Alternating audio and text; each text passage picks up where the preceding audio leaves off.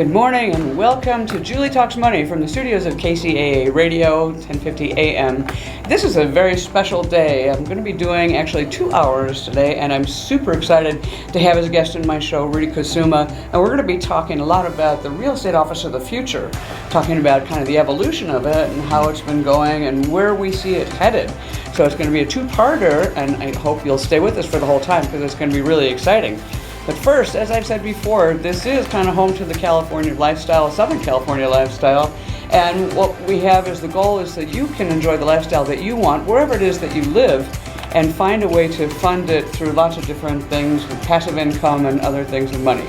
The main mottos of the show and for my philosophies are how to earn the income, grow your income, keep your income, and then protect your income. Those are the main and most important things, I think, that have to do with everybody and everybody's lives, right?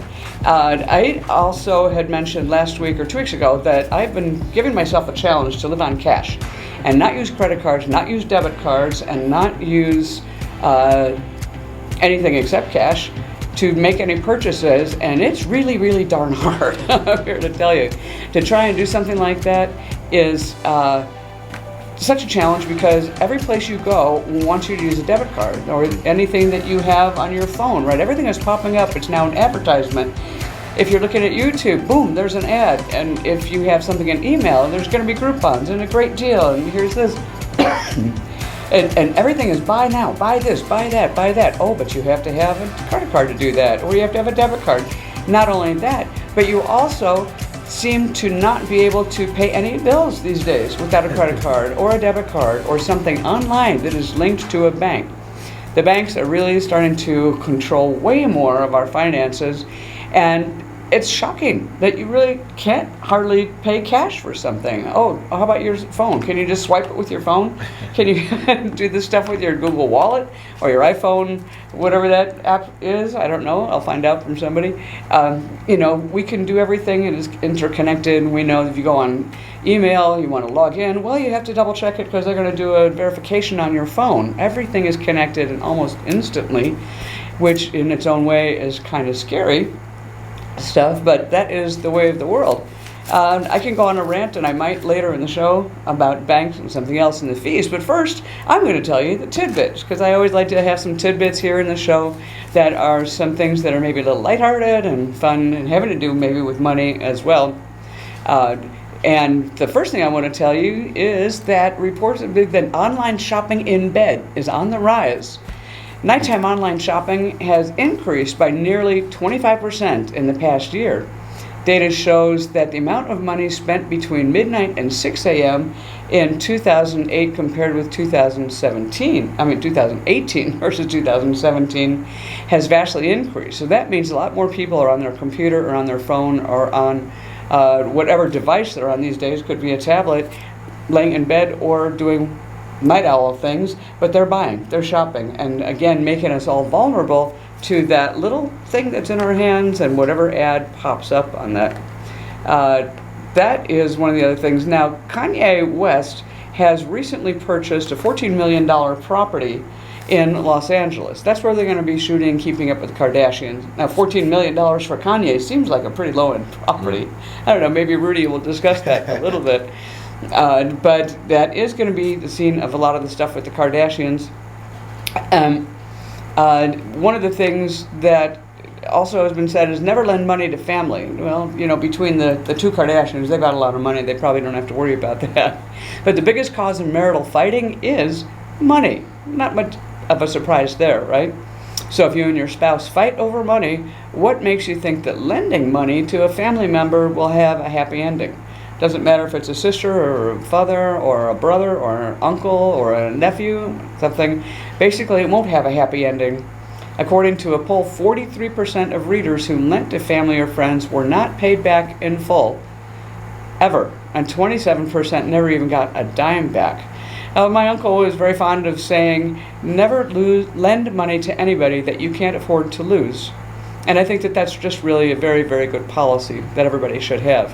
If you can't afford to lose it, don't lend it. It doesn't matter if it's a family member, a friend, or anybody else. Let's consider that.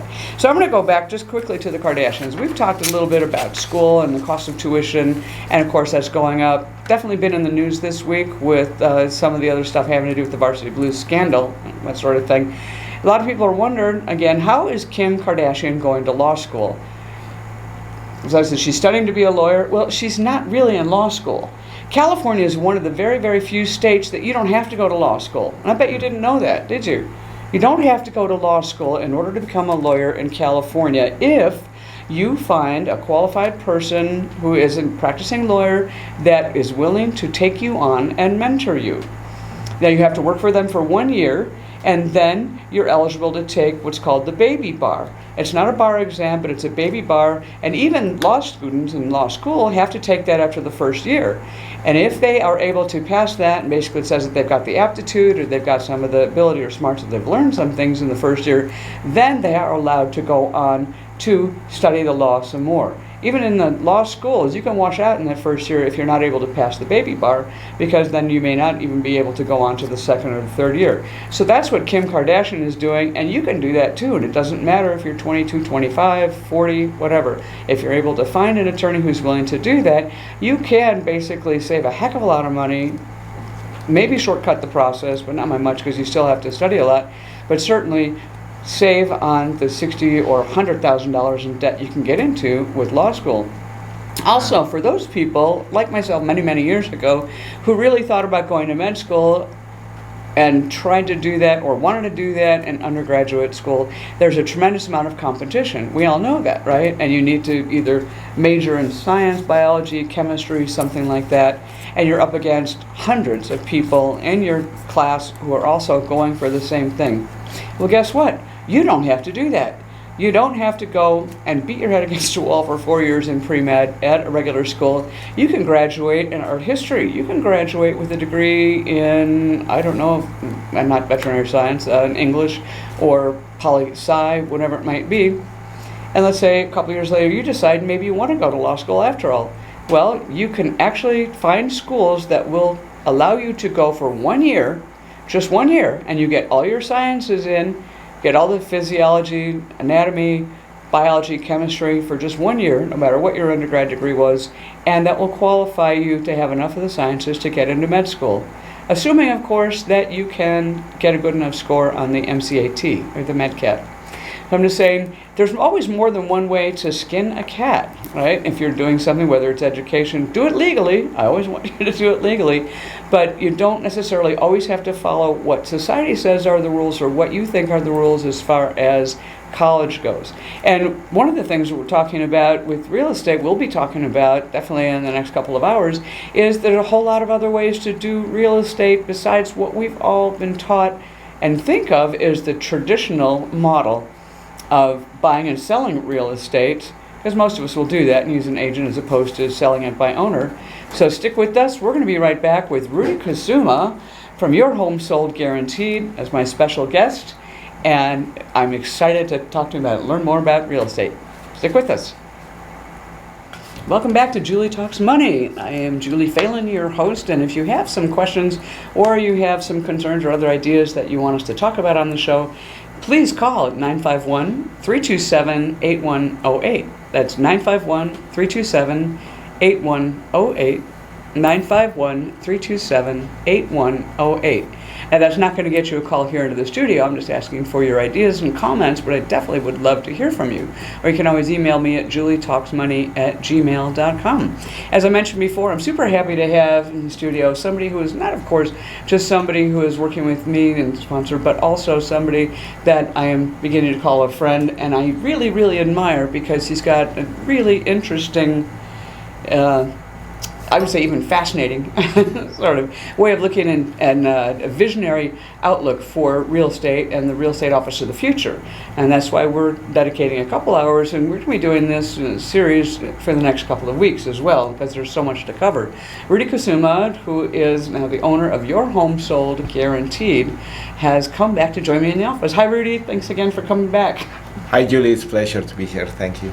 That's so awesome that you're here, and I know you just got back from Sacramento where you're building some other stuff in the offices. But would you tell everybody, how long have you been in real estate, and how did you get into real estate sales?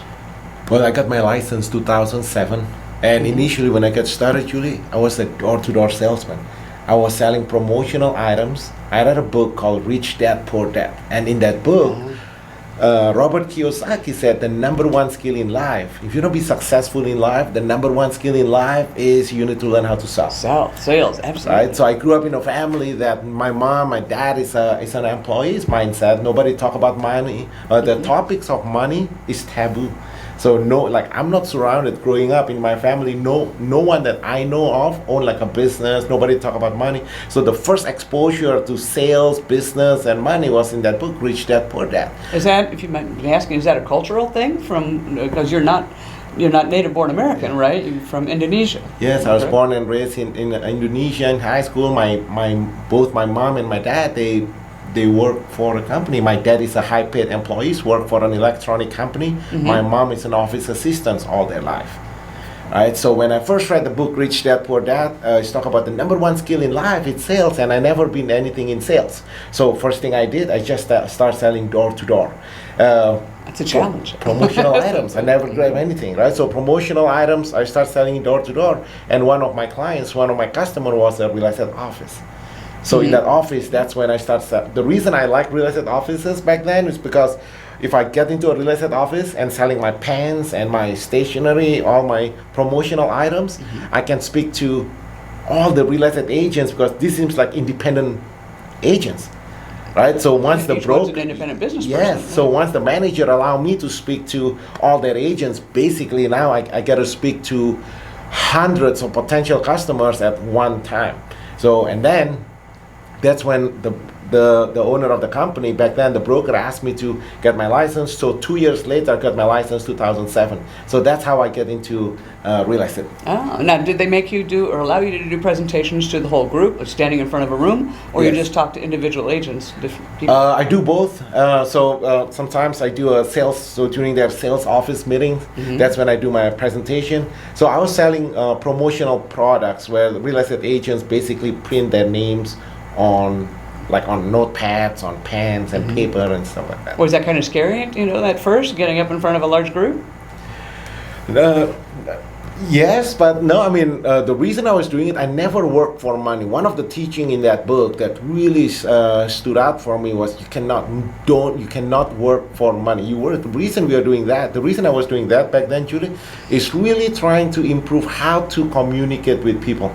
Because no one, I was really, really shy. My major was mathematics. I was on the way to graduate school, going to get a job at NASA. That was my dreams, right? And then that's when I came across that Rich Dad book. So, and of course, in the Rich Dad, Poor Dad book, you were on the stream for being the poor dad kind of person, right? Right. Get a good job, get a good education, get a good job, stay there for 10, 20, 30 years, right? Yeah. And do that. And obviously, like me, it exploded the head, right? Yeah. A way of different thinking. So when you're doing individual sales, that's one thing, and then if you're standing up in front of a group, if you're shy, that's another challenge. So you had to overcome that too, right? Yeah, but I guess if your vision, because at the back of my mind, I really want to learn on how to communicate, on how to learn how to sell. So the vision, the what's going on at the back of my mind was, hey, how can I learn how to be a better version of myself, right? So I'm not worried about the pen. I'm not worried about, because I think when people are nervous, I think they make it about them. But it's never been about me. It's how to how to add values to the people. So that's how I get started. And once I start getting my license in 2007, I realized first thing I get in business, the broker asked me to do cold calling and door knocking and prospecting.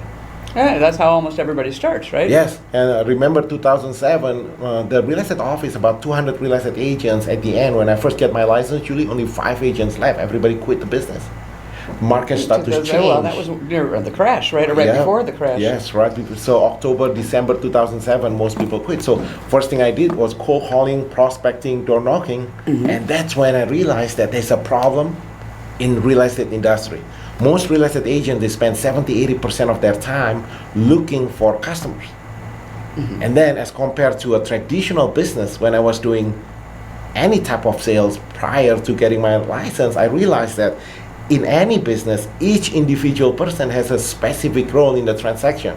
Real estate is the only business that one real estate agent, they're doing all the prospecting, they're doing all the customer service, they're doing the follow-up, they put a for sale sign, they cut the keys, they follow up with the customer, making copies, doing customer service, negotiating contracts, looking for homes, right? So that's when, so when I first get my license, I thought, wow, I'm not good at it, because when the broker asked me to do the cold calling, I was really bad at it. When every time I call, people just hang up on me. It's a whole different skill than going door to door or talking to people in person, isn't it? Yes, and I went back to the brokers. I told the broker, I don't think I'm cut out for this.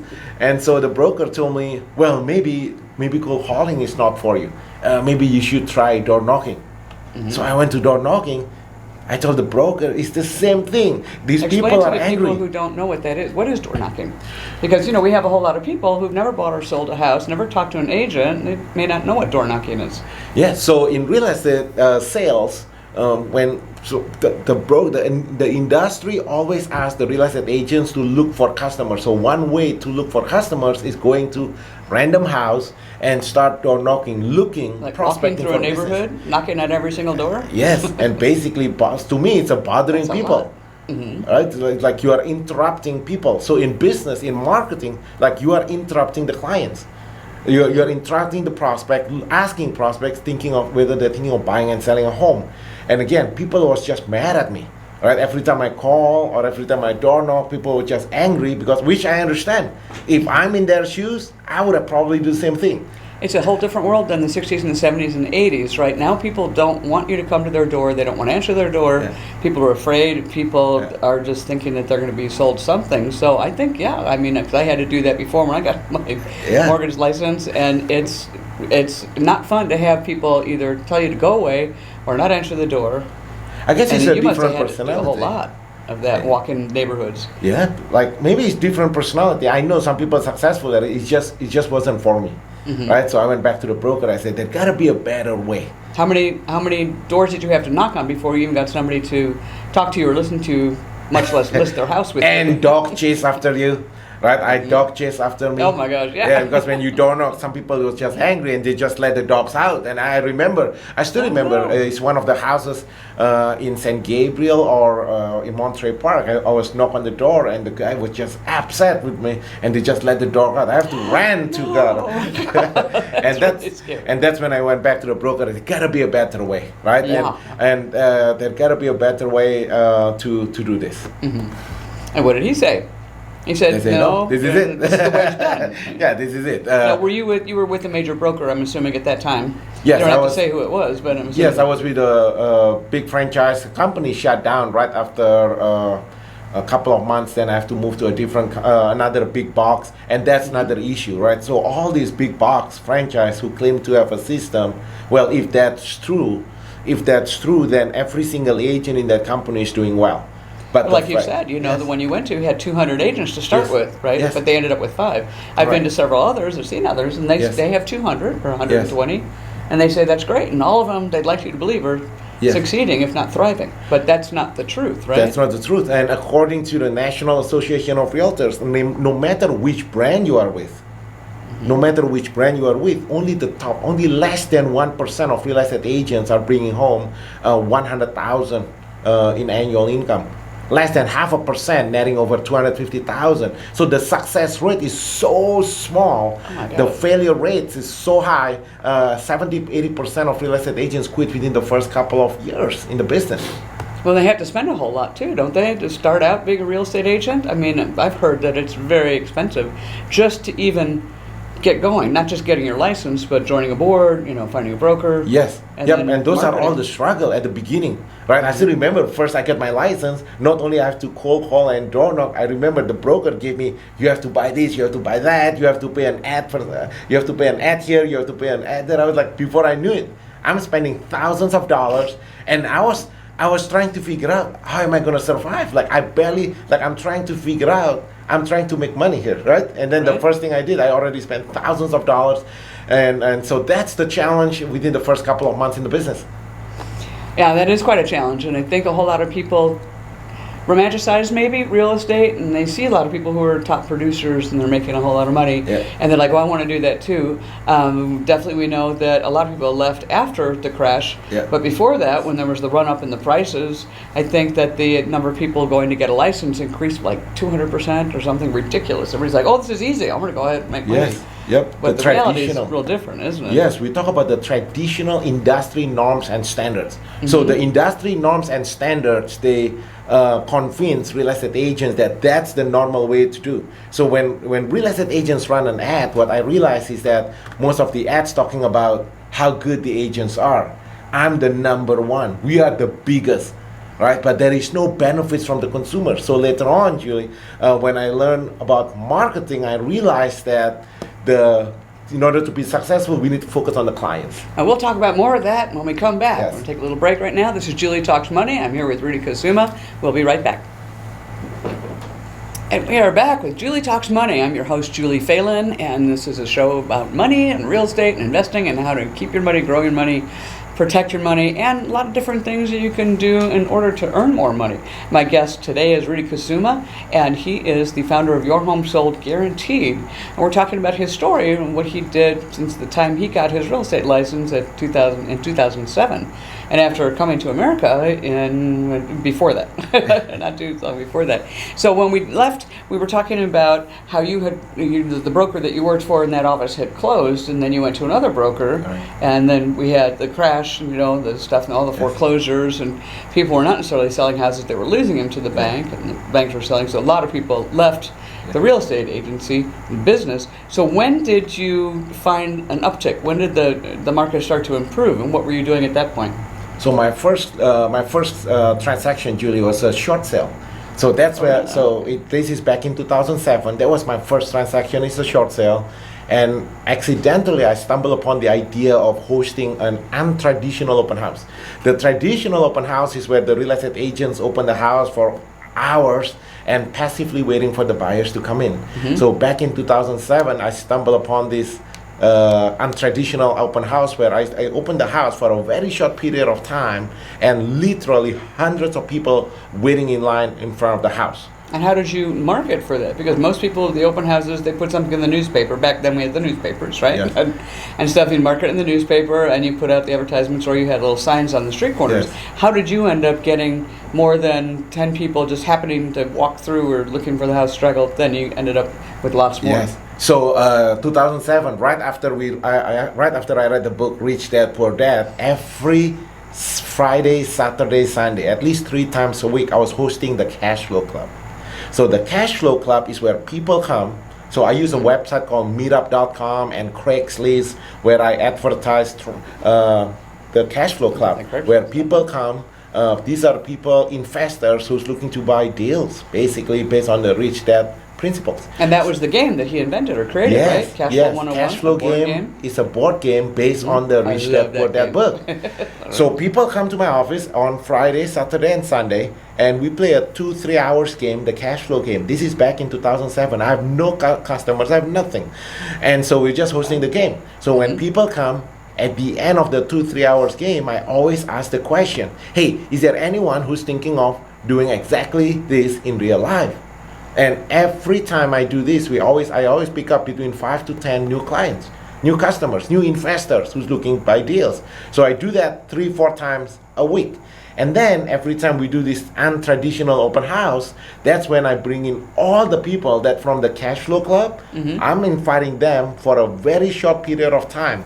It's like 15 minutes window of time for all the investors to come take a look at the short sale. Now remember, this is 2007. There's not too many short sales going on, so it looks like a good deal. Right. I remember even when I called the bank, Julie, and we are applying for to negotiate for the short sale, the bank, there was no such thing as short sale department. So the bank, it was my first short sale, and the good news, it was their first short sale too. So I still remember I called the bank, and we both trying to figure out on how to do this.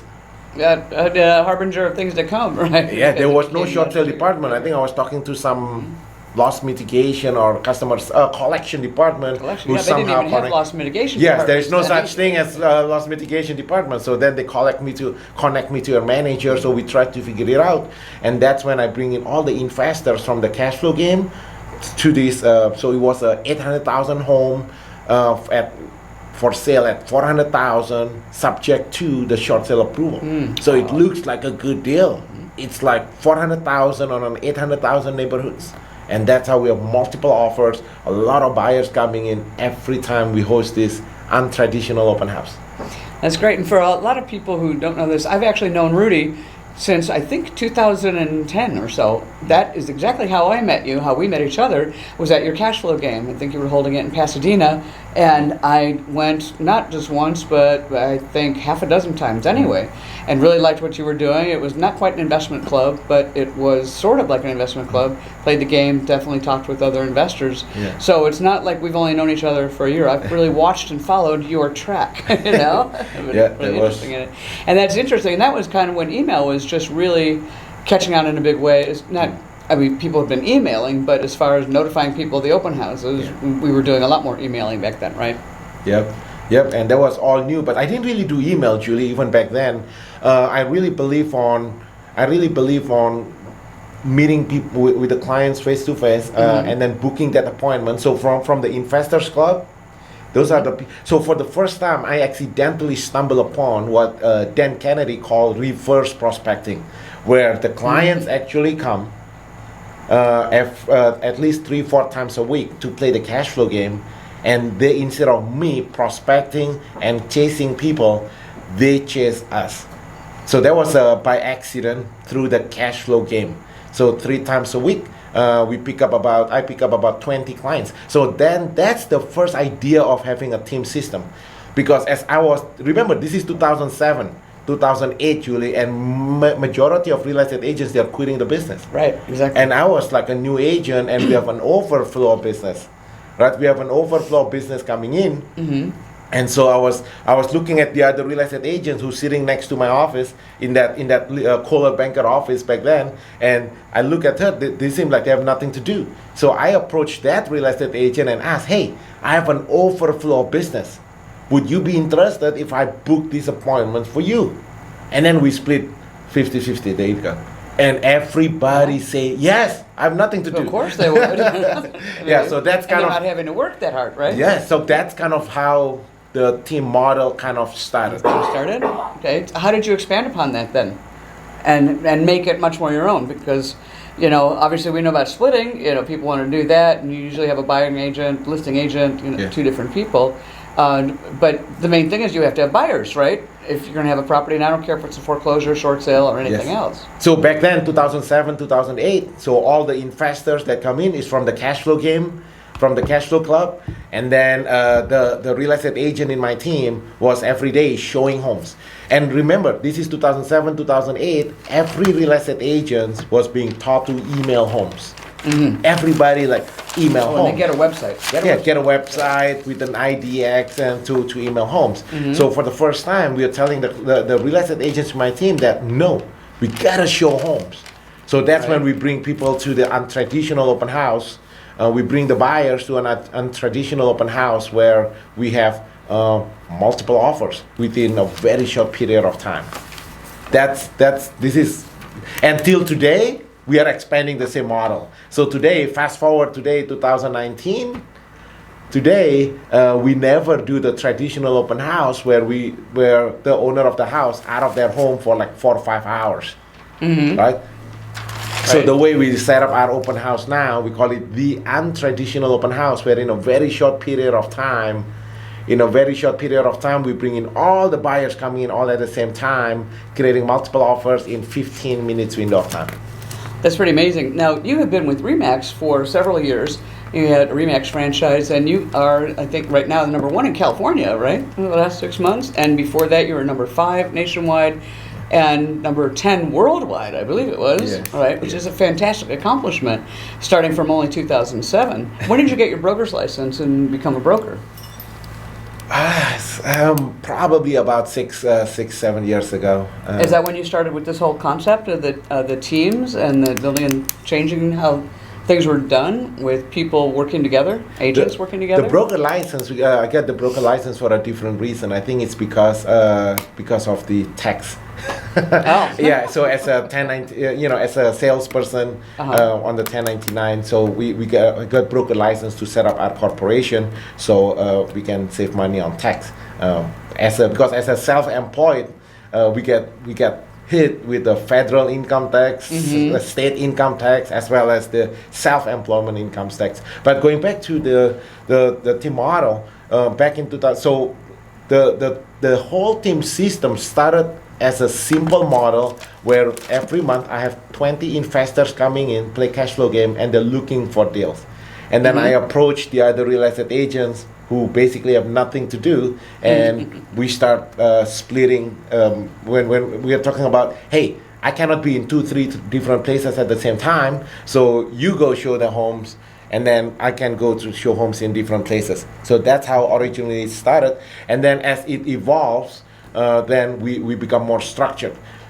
Now, how did you find the homes? I mean, where were the homes coming from? Were you having agents who were also finding the homes, doing not necessarily door knocking, but other marketing to find and get the listings? Or was it, I mean, at that point, at the very beginning when you were starting, we were starting to see a tremendous number of houses on the market, right? Yes. That were good for potential investors to buy for rentals. Yes. And stuff. But other people that wanted to buy to owner-occupied properties, their primary residence, you still had to find the houses, right? How was that? How were you doing that? So, well, in addition to the MLS, which every real estate agent use the MLS, but we got to think something that's different and exclusive. When you want to build a successful any business, in any business, it got to be something that's different and exclusive, meaning nobody else is doing it and only through you. So back in 2007, 2008, I was a new agent. I didn't know any better, but then all I did was focusing on what I was really good at. The only thing I knew back in 2007 was just short sale. So when the buyers came in from the cash flow game, I have a list of homes that has a notice of default on it. So homes with a notice of default, homes that's facing foreclosure, people. Then in 2008, I expand a little bit with distress sales, meaning people who are going through a divorce, people that's in bankruptcy. And so that's when, we look at that list and we start going after, we start giving the list of homes that are more likely to sell to our investors. And then we just start writing an offers. That's it. So it's really simple. Most real estate agents, the industry norms and standards are being taught to email homes.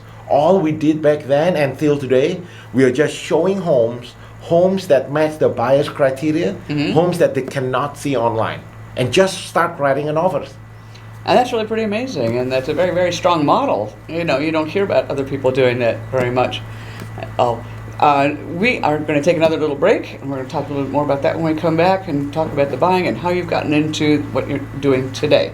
This is Julie Talks Money on KCAA Radio, 1050 AM. Stick with us. Rudy Kusuma and I will be right back.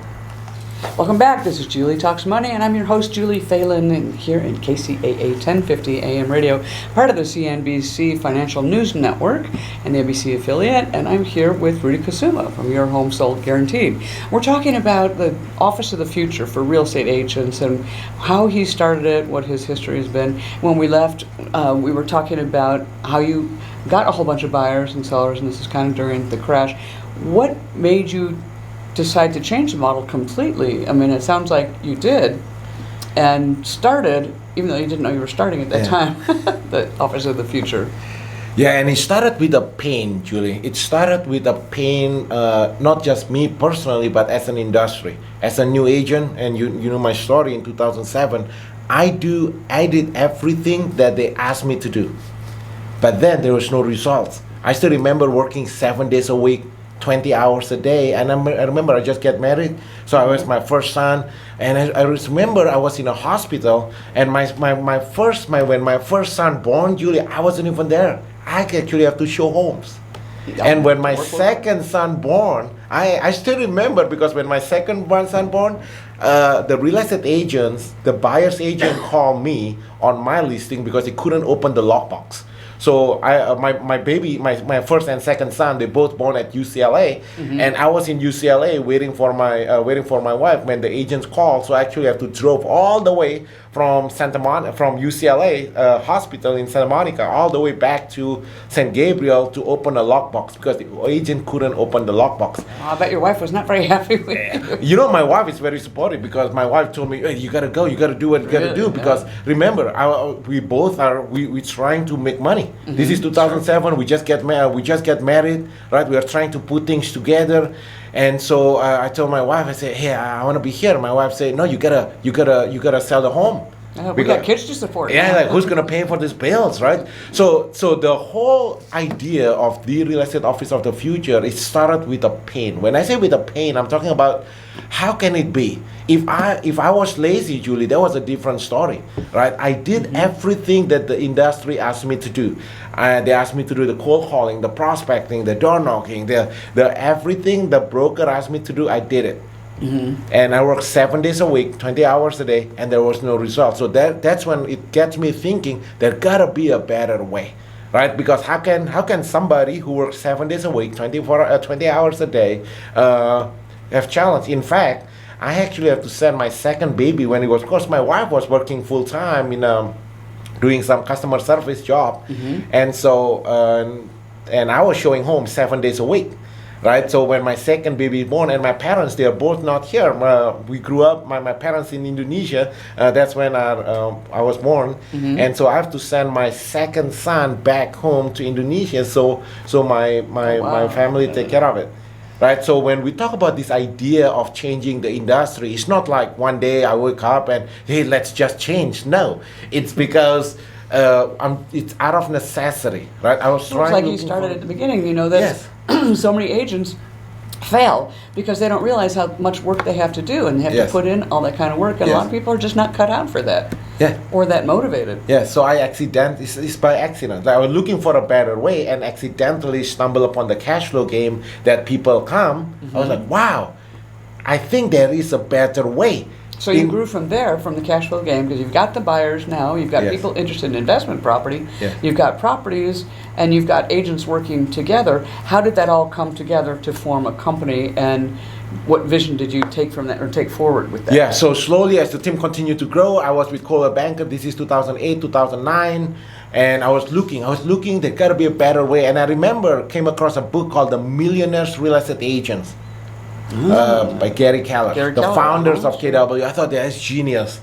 I read the book in and out. I read that book 10 times, highlighting the same book, highlighting every single page. So that's when I started looking for a company. This is back in 2008 or 9, looking for a company that support the growth of a team. So I was looking, I interviewed so many different KW offices back then. So it's between KW and RE/MAX. This is back in 2008, 2009. Keller Williams definitely has the team concept. I didn't know if RE/MAX did or not. That was the book. The book that I read. That was like my Bible, basically, back in 2008 on how to grow and develop a team. Right? And then I realized as I go to, so the concept of a team system, I love it. But then when I go to the real offices, nobody's actually doing that, right? Because then I realized the idea of a team, it's supposed to be each individual person has a specific role. But when I went to my interview and go to the real office on the road, like on the ground level, these are actually a bunch of independent solo agents that did exactly what I did when I was doing the cold calling, the prospecting, and the door knocking. So I don't see any different than becoming a solo agent versus becoming part of a team. So then I kept on looking and I kept on looking. Then the RE/MAX office seems to give me flexibility, and it seems like there was a lot of top producers. So the reason it attracted me to RE/MAX because back in 2008 and 9 is because it seems like all the top producers in my area was in that office. So it attracted me to that office because I assumed back then there gotta be a system. There gotta be a system why all the top producers there, or at least people to teach you what they're doing. That's my assumption. That's my assumption. That's what attracted me there. And later on, I realized that have nothing to do with that. But that's a different story. Later on, I realized that the traditional brokerage is in the business of recruiting agents. So So the traditional brokerage is in the business of looking at the agents who's doing well, and they bring agents in instead of bringing people like me who's trying to learn on how to grow and grow it. And I was so disappointed when I found out the truth about the real estate industry. I mean, when I'm talking about the industry, I'm talking about the traditional brokerage, because the traditional brokerage mindset is to recruit. So I'm going to find... Well, they've got a whole lot of people who are not succeeding, so you've got to bring new blood in all the time, right? So I thought, because the idea of franchise, to my understanding, and I was so naive, right? This is back in 2008 and 9, 10. So I was so naive. The idea of franchise, I thought when I get into a franchise, it's like buying a McDonald's franchise where I don't know how to cook. I never own a restaurant in my life. So I'm assuming if I buy a McDonald's franchise, then I'm going to be taught on how to learn how to run a successful business. Right, there's going to be some kind of manual, right? Yes, You're going to learn but then the truth in the traditional real estate brokerage have nothing to do. There is no franchise in the when I say franchise, I'm talking about a system on how to run the business. You know, I told you this before, I don't remember, but I've been licensed for a long time. And I mostly because you have to do that for mortgages. I actually did interview at several offices after I got my real estate license.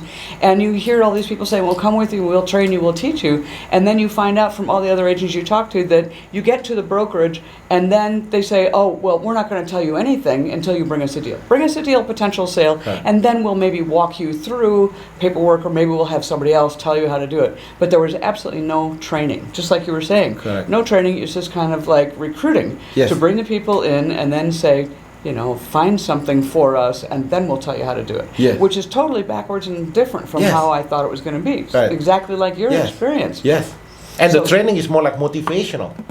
Oh, yeah. It's more like making the agents feel good. Well, definitely at KW and a bunch of other ones that train. I don't need people to motivate me, you know, because my wife, I have 2 babies. I have bills to pay. You've done a lot of sales I don't need to go to a training for somebody to motivate me to do it. I'm just trying to figure out. I was looking for a system on how to build a successful team. So that's my story on going from initially, the initial office was an ERA. That's when it got closed. Then I moved to Coldwell Banker. Then I was in searching through the Millionaires Real Estate book, which is a really, really good book. Till today, I highly recommend the Millionaires Real Estate Agents Handbook as a starting point to launch a team.